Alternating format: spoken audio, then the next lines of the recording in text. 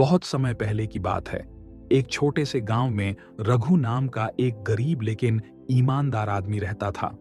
वह लकड़हारा था और जंगल से लकड़ियां काटकर अपना गुजारा करता था। एक दिन वह नदी के किनारे लकड़ी काट रहा था, तभी अचानक उसकी कुल्हाड़ी हाथ से फिसलकर नदी में गिर गई।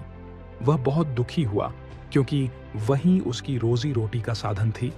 वह नदी के किनारे बैठकर भगवान से प्रार्थना करने लगा। उसकी ईमानदारी से खुश होकर जल देवता प्रकट हुए और उसे एक सोने की कुल्हाड़ी दिखाकर पूछा, क्या यह तुम्हारी कुल्हाड़ी है? रघु ने ईमानदारी से कहा, नहीं, यह मेरी कुल्हाड़ी नहीं है। फिर जल देवता ने चांदी की कुल्हाड़ी दिखाई, लेकिन रघु ने उसे भी मना कर दिया।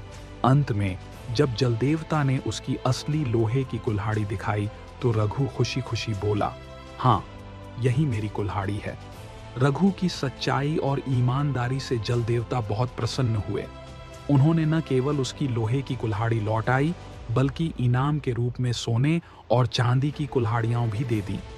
रघु बहुत खुश हुआ और भगवान का धन्यवाद करता हुआ अपने गांव लौट आया। गांव वालों ने जब यह सुना, तो वे उसकी ईमानदारी की सराहना करने लगे। लेकिन कुछ लोग लालची भी थे। उनमें से एक व्यक्ति भी कुल्हाड़ी गिरने का नाटक करके नदी किनारे प्रार्थना करने लगा।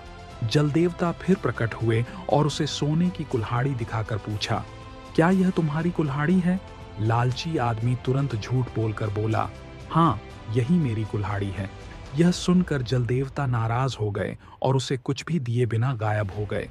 इस कहानी से हमें यह सीख मिलती है कि ईमानदारी का फल हमेशा मीठा होता है, जबकि लालच का अंजाम बुरा होता है। अगर हम सच्चाई और ईमानदारी के मार्ग पर चलते हैं, तो हमें जीवन में सफलता और खुशियां जरूर मिलती हैं। इसीलिए हमें हमेशा सत्य और ईमानदारी को अपनाना चाहिए।